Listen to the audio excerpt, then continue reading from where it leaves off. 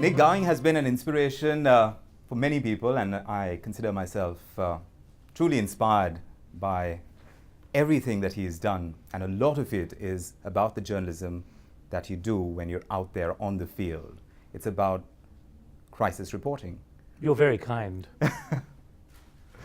And I'm in a city where 5 years ago I remember what was going on outside the Taj Mahal Palace Hotel and the Oberoi, and that was unpleasant. Even as a presenter, you're under fire, rolling around, trying to avoid the bullets coming in from the hotel. And yet it wouldn't be the first time, Nik. Is this, in a sense, programmed how you're going to be able to approach a crisis and deal with it? Well, in my career, I've been on the road for quite a long time, several decades, as you can see from the colour of my hair. But I remember the days when we were using film, which is important to understand because film meant you had to ship a can of film back to London, essentially. Now, with an SD card or the immediacy of uploading using one of the smartphones or even a tablet, you can now do instant broadcasting without even a satellite dish. And if the horror of what happened 5 years ago was happening in Mumbai now, the technology would be very different. There would be the satellite dishes, but a lot of people would be able to broadcast, and I as a presenter, could present a program literally by standing in front of a smartphone. Right. It's not the way I'd like to do it, but I could. Right. But this is the way it works now. How has that changed the way you do your journalism? Well, look at what's happening in the Philippines, even as we speak. I'm in Mumbai. I'm in the pleasant comfort of this centre, which is a lovely place to be. But many of my colleagues are in the Philippines at the moment. And in the Philippines, even 3 or 4 years ago, if there'd been the horror of the typhoon there, look at what has happened in Orissa. Look what happened in Burma 5 years ago when 130,000 people were killed. We knew nothing about it because we weren't allowed into the country. We couldn't use the technology that was already beginning to come online. One of my colleagues had to lie in a dish and use a satellite phone. Now in the Philippines, I've come here for 24 hours from London. Yesterday on air, I was talking to people who essentially were using technology a little more sophisticated than this, but as long as the masts are up and as long as you have a beam up to somewhere which can receive your signal, you can broadcast live, and that's extraordinary. And I believe that's having an impact on the way the international community is seeing the Philippines disaster. Right. So obviously a lot is changing, and you've been at the cutting edge of most of technology as it evolves. In your style of reportage, in what you have been doing so far, have you brought about certain nuances that will appeal to an audience that is largely technology driven? And by that I mean a younger audience. I think it's important to be seen to be able to use the technology because there are now 6 billion people out there, 6 billion people out there who have this ability to talk like this, whether it be in China, even North Korea, Southern Africa, this region as well. I've been coming here for more than 20 years and think back to what it was like even 10 years ago. It's this new, what I call public information space, which is creating the ability of people to communicate with each other, not just on one platform or 2 platforms, but 3 platforms now, or multiple platforms. Often people are communicating with each other with good information, maybe not fully verified, well before even government ministers, civil servants, and also company executives know something has taken place. Yes.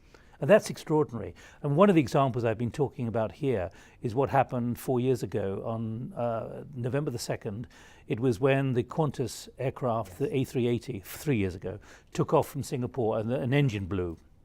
It was circling, and the pilots were looking at 58 different warning lights, 58 different warning lights in the cockpit.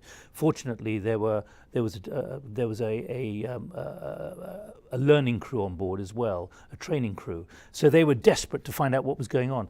People were sitting there, they were filming what was happening on the plane. Now, at that point, they couldn't transmit up and tell us what was happening as they circled trying to dump fuel and land on one of the longest runways in the world, which is just as well because they had no brakes and they had no hydraulics. Yeah. Why am I telling you that? I was on air 2 days ago and someone emailed me from an aircraft 30-something feet, 30-something thousand feet above somewhere and said, I'm watching you live on air at the moment.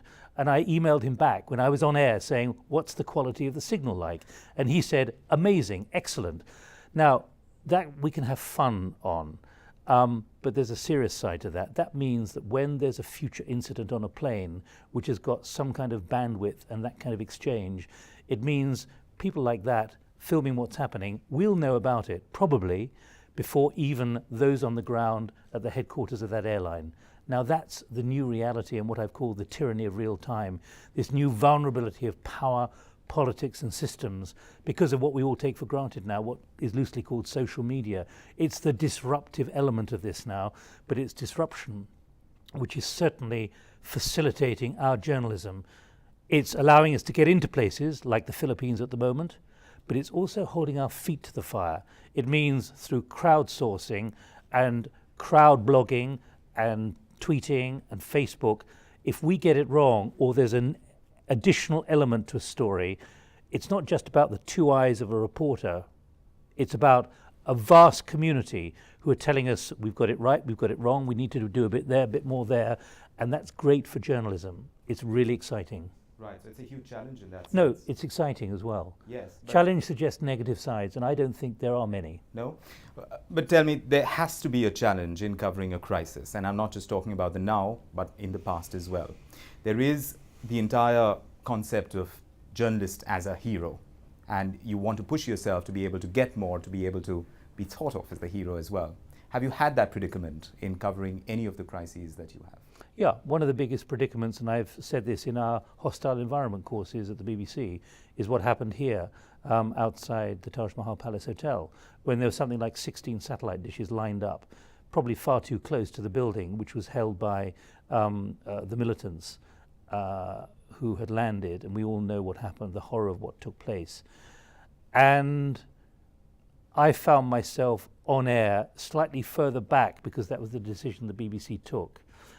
And we found ourselves under fire and people were rolling around because they were trying to avoid the bullets. Now, it creates a very interesting challenge which not everyone would agree with me on. In fact, some of my colleagues would not agree with me on, about whether we should be that far forward in order to be seen to be there and then end up rolling around with the cameraman rolling around as well, because it's dramatic. And in fact, quite a lot of people won awards, but we took a rather more sober view, which is actually we should remain safe.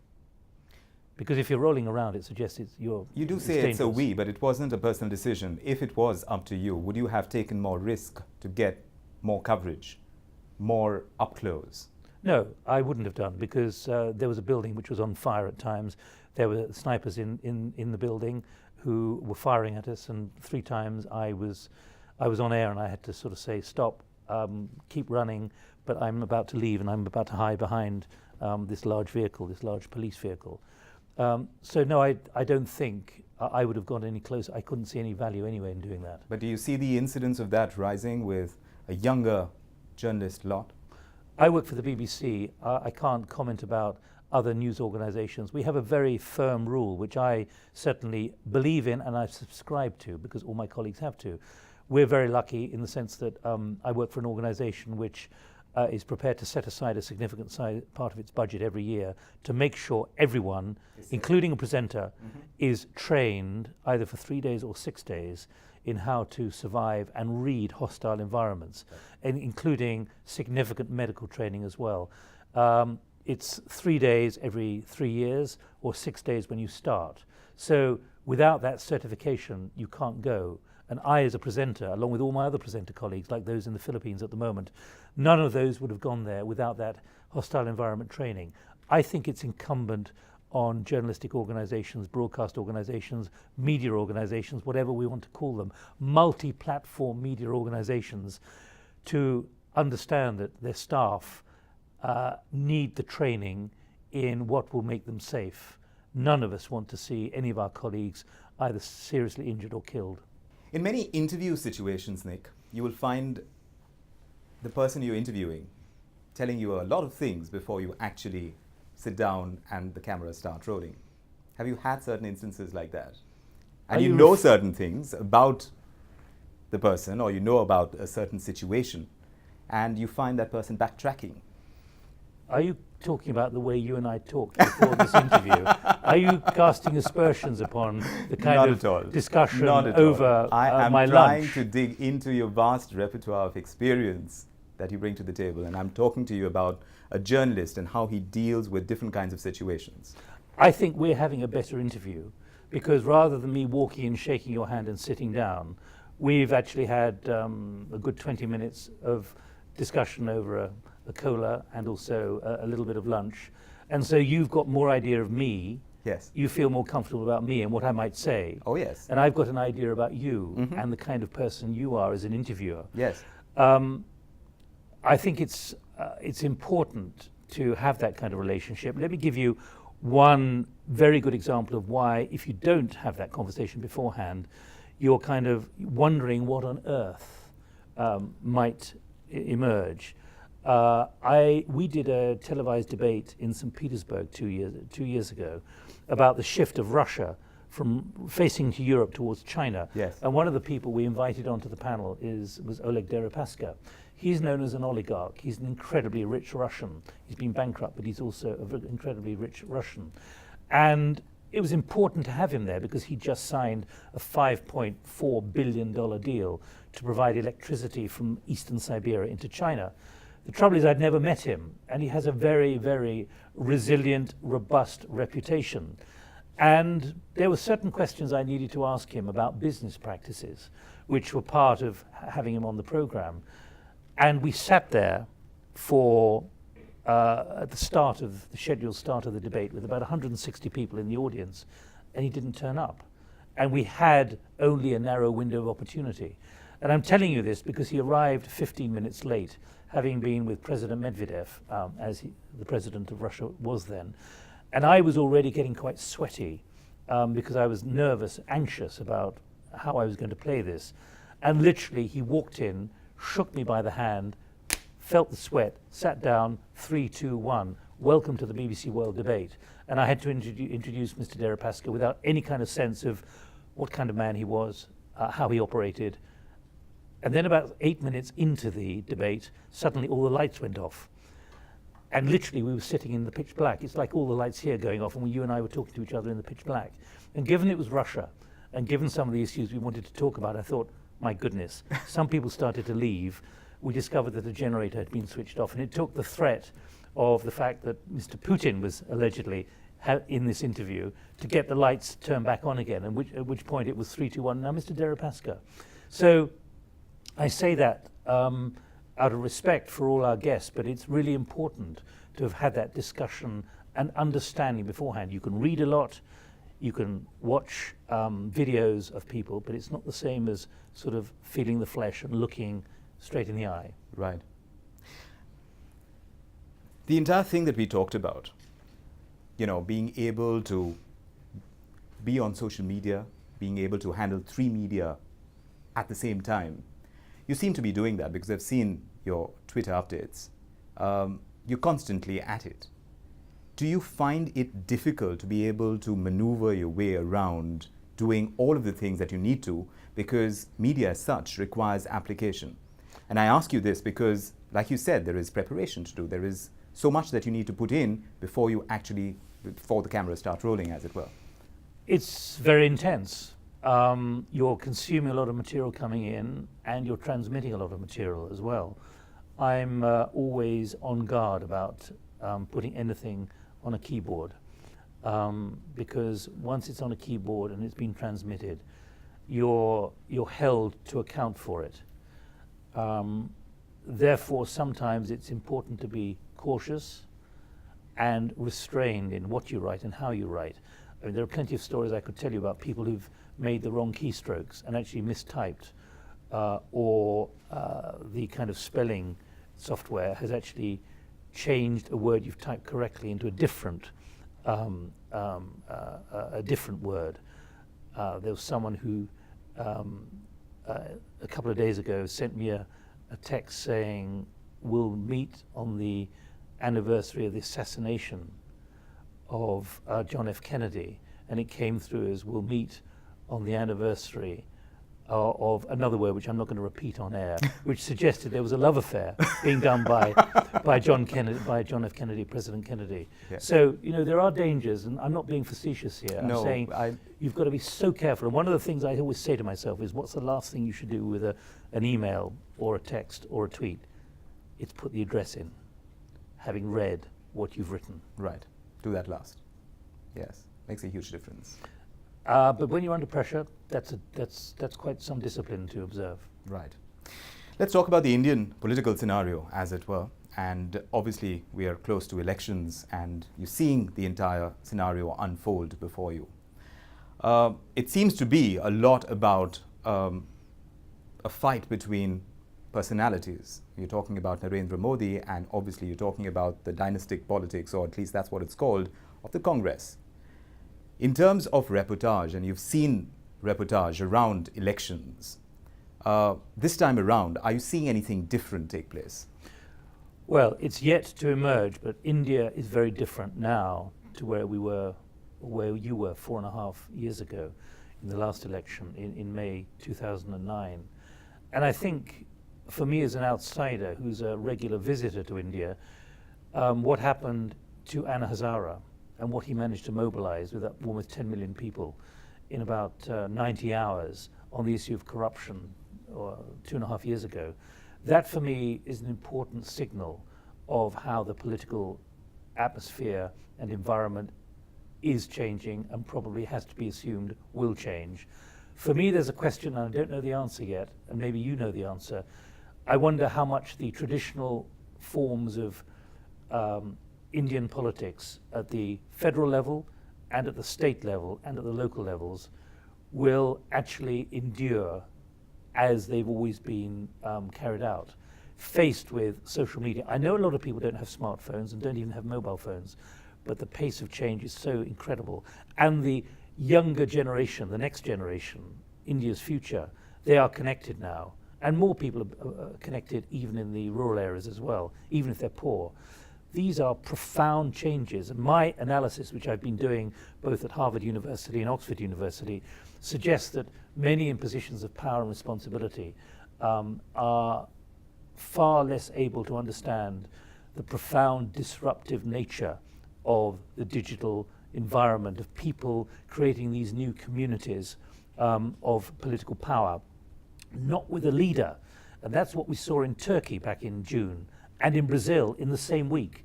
In Turkey, a large number of people, no leader, came together over the removal of trees from a big square in Istanbul. In Brazil in the same week, you had literally millions of people taking to the streets over an increase in bus fares. Now, both of those showed that you don't need political leadership, but the movement that comes together, the kind of cloud movement, which spontaneously creates itself, as with Anna Hazare, and we're seeing virtually everywhere in the world except North Korea and maybe a little bit in China as well. That's what they're worried about in China. And the reaction in Turkey was to believe that this was a threat to the state and the state power. In Brazil, Dilma Rousseff, the president, saw this as an opportunity which he had to seize to embrace these people. Right. Now, those are two ends of a spectrum, but this is happening everywhere. And this is about almost the fragility now, the vulnerability of politics as we've known it, the traditional form of politics. I may be proven wrong, but the evidence from my peer-reviewed work I've been doing at Oxford, which I continue doing, is that those who assume that they will still be able to pull the same levers of power in this new digital space, those people are living on a planet which is increasingly not the planet that exists. Correct. And I suspect with a country this size that that's where India is heading, and there could be a real shock for the political class in the elections of April and May next year, certainly the federal elections. That's right. Did you find the stance of the British Prime Minister, Mr. Cameron, has been visiting India, and more or less it seems like they're looking at partnering India, but at the same time they're not committing, because obviously it's so uncertain what the next leadership of this country is going to be post-elections. But do you think, in a sense, that India's relation to the rest of the world has evolved as much as you're seeing the rest of the changes around the world post-2008, post the economic crisis? How do you see that having changed? I don't see it changing an enormous amount, but I still remain slightly surprised that India does not assert itself on the international stage more. Mr. Cameron has been here in the last few days. I was here during his first visit, when I was very struck standing on Rajpath, where I was broadcasting from, and the big flags which were out right along the length of Rajpath were actually the Myanmar flags. And then when, because Thein Sein had been here, the president had been That's right. here for a couple of days already. Then when Mr. Cameron was landing at the airport, Gandhi Airport, suddenly a few flags were changed and the Union flag went up. And he drove past thinking that the Union flag was important, but all the Myanmar flags had been left up. And so, and I've quoted that on many occasions, because at the same time as Mr. Cameron coming, you had the French president, you had the American president, you had the Russian president. India is looking in so many different directions at the moment. But I'm still slightly surprised, and I've talked to Indian diplomats about this, about how reserved Indian influence can remain at times in this important world. But you are a member of the G20, you are an important figure in many ways. But there are voices out there who are still quite disappointed at where India is positioning itself, both economically and politically. Is that a lot to do with our leadership, the way India is projected, and how we've not taken the space that we could have in this kind of time frame that we're referring to? I don't know why. I don't live here, therefore I can't give you that answer. But you interact a lot, and you obviously are going to have this interaction with some leaders as well. So in that sense, you know, a political leadership to be able to make the change and get the country to move, and you've met Anand Sharma as well, who's industry minister. Do tell us, what is the feeling, the sense that you get about the leadership being able to take forth the country to the next level? Well, I don't think there's going to be a clear answer until May, June, July next year. And then there may not be a clear answer. Everyone's in a pre-election mode here. And so everything's gone into kind of lockdown. It's about political survival or political opportunism. And who knows, if there were to be a move away from Congress next May, it may take quite a long time to build some kind of coalition. So I don't see clarity for the next year, probably. But having said what I did, I was very struck, certainly the way Indian diplomats say, look, a lot of what has happened with Myanmar coming in from the cold, the removal of the diluting of the military power in the new Myanmar, with Aung San Suu Kyi now very much a core part of the public leadership, even though she may not become president, although she did say on one of our programs she plans to stand as president, providing they can change the constitution. I do remember senior figures in the Ministry of External Affairs and elsewhere saying India is doing an awful lot quietly behind the scenes, not just because of energy, but also to try and persuade the generals that they need to come in from the cold and think of a new way forward. So I'm also talking about what was done in Libya and the way the Indians responded there. They had a very difficult situation, your country, with tens of thousands of people stuck in Libya. Yeah. So don't get me wrong, I'm not making a sweeping judgment. I'm saying that at the moment, it's a bit like some of your brands, that your brands are very big brands here in India, but projecting them into the international sphere in the same way that there are big global American, European brands. I still find it strange that there's no real wish to have, apart from Force India in F1, there's no real wish yet to take on the world. It's still very much an Indian-based way of doing business. I could say the same about the Chinese, apart from one or two very big names. They're still not yet at the point of springboarding into the rest of the world. Very insular in that sense. I'm not saying insular. Yes? They've got opportunities at home, like many of the big names here in India have opportunities here, and they don't want to overstretch themselves, either in opportunity or cash. So I understand why, but I'm still surprised that some names which are household names here are not known around the world yet. Fascinating having discussions with senior business leaders about why don't you promote your company much more? And they say we're quite comfortable with making money, but not necessarily having a well-known brand internationally. With the kind of journalism that you practice, Nik, it's easy. A lot of people will charge you with, this is the swoop in and swoop out kind of journalism. Do you face that a lot, and how do you justify it? Well, not me, I hope. By the nature of the way the world is now, there's so much happening. When you walk into the office, I'm still staggered every day, and I'm based as a main London based presenter now.